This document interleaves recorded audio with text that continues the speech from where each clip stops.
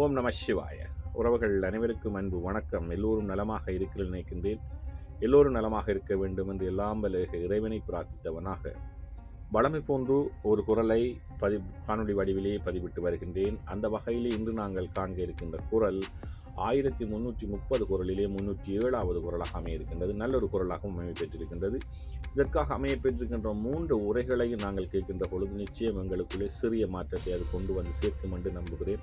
அவ்வாறான ஒரு குரலும் உரையுமாகத்தான் அமைய இருக்கின்றது. குரலை காண்போமாக இருந்தால், சினத்தை பொருளென்று கொண்டவன் கேடு நிலத்தறைந்தான் கைப்பிழையாதற்று. சினத்தை பொருளென்று கொண்டவன் கேடு நிலத்தறைந்தான் கைப்பிழையாதற்று என்பதாக அமைந்திருக்கின்றது. இதற்கான முதலாவது உரையை நாங்கள் பார்ப்போமாக இருந்தால், தன் வல்லமையை புலப்படுத்த சினத்தை பொருளென்று கொண்டவன் அழிதல் நிலத்தறைந்தவனுடைய கை தப்பாதது போலாகும். அதாவது தன் வல்லமையை புலப்படுத்த, தன் பலத்தை உறுதி செய்வதற்காக, தன் பலத்தை வெளியிலே காட்டுவதற்காக பொருளென்று கொண்டவன், அதாவது சினத்தை பொருளென்று கொண்ட, சினம்தான் கோபம்தான் நமக்கு அதற்கான ஆயுதம் என்று கையிலே எடுப்பவனாக இருந்தால், அது எவ்வாறாக இருக்குமாக இருந்தால், நாங்கள் எங்களுடைய கைகளினாலே சிவரிலோ அல்லது நிலத்திலோ ஓங்கி அறைவோமாக இருந்தால் அந்த வலி யாருக்கு? எங்களுக்குத்தான் வரும். அதனுடைய வலி எங்களுடைய கைக்குத்தான். அதே போன்றுதான் சினத்தை கையில் எடுத்தவருடைய வாழ்க்கையிலும் அந்த கோபம்தான் அவர்களுக்குரிய எதிரியாக அவர்களுடைய வலியை கொடுக்கும் என்பதாக முதலாவது உரை அழகாக அமைந்திருக்கின்றது. அதே போன்றுதான் கலைஞர் அவர்களும் இந்த சினத்தை பொருளென்று கொண்டவன் கேடு நிலைத்தறிந்தான் கைப்பிழையாதற்று என்ற குரலுக்காக அழகான ஒரு உரையை தந்திருக்கின்றார்கள். அதை பார்ப்போமாக இருந்தால், நிலத்தை கையால் அறைந்தவனுக்கு அவன் கைதான் வலிக்கும், அதுபோலதான் சினத்தை பண்பாக கொண்டவனிலையும் ஆகும். ஏற்கனவே முதலாவது உரையிலே குறிப்பிட்டது போலதான், நிலத்தை கையால் அறைபவனுக்கு அவன் கைதான் வலிக்கும், அதுபோலத்தான் சினத்தை பண்பாக கொண்டவன் நிலையும் ஆகும் என்பதாக அமைந்திருக்கின்றது. அதாவது நாங்கள் சிவரிலே போய் முட்டுவோமாக இருந்தால் எங்களுக்குத்தான் வலிக்கும், சிவருக்கு வலிக்காது.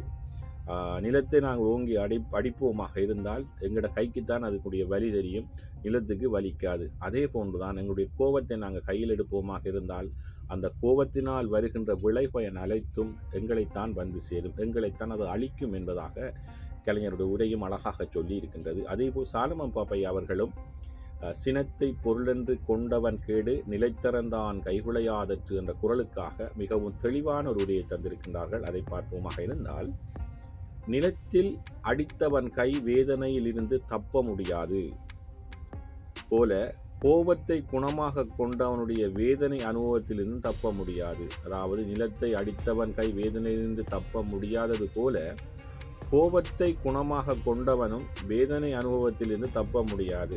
உண்மையும் அதுதான் அழகான ஒரு உரையாக அமைந்திருக்கின்றது.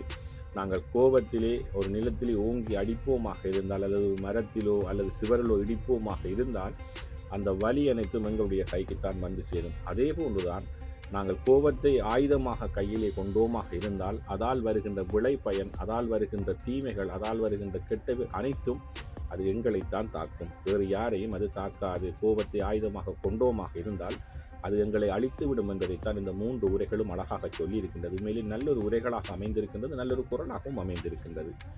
சினத்தை பொருளென்று கொண்டவன் கேடு நிலத்தறைந்தான் கைகுலையாதற்று. உதாரணமாக ஒரு பழமொழி சொல்வார்கள், மலையை பார்த்து நாய் குலைத்தால் மலைக்குத்தான் வாய் நோகும். அதே போன்றுதான் நாங்கள் கோபத்தை கையில் எடுத்து மற்றவரையோ அல்லது ஏதோ தாக்குவோமாக இருந்தால் அதால் வருகின்ற கேடுகளும் பிழைகளும் கெட்டவேர்களும் அதால் வருகின்ற விளைபயன்களை நாங்கள் தான் அனுபவிக்க வேண்டும். அவை கோபத்தை கையில் எடுத்துவோமாக இருந்தால் நிச்சயம் நாங்கள் அழிவு பாதையை நோக்கி செல்லுகின்றோம் என்பதை நாங்கள் உணர்ந்து கொள்ள வேண்டும். எல்லோரும் இந்த குரலை கேட்கின்ற பொழுது தங்களுக்குள்ளே இருக்கின்ற கோபங்களை களைந்து நல்ல பொறுமை உள்ளவர்களாக எங்களுடைய வாழ்க்கை பயணத்தை தொடர வேண்டும் என்று கேட்டுக்கொண்டு நல்ல ஒரு குரலாக அமைந்திருக்கின்றது. சினத்தை பொருளென்று கொண்டவன் கேடு நிலத்தறைந்தான் கைக்குலையாதற்று. ஓம் நம சிவாய. நன்றி, வணக்கம். அடுத்த பொருளை சந்திக்கலாம்.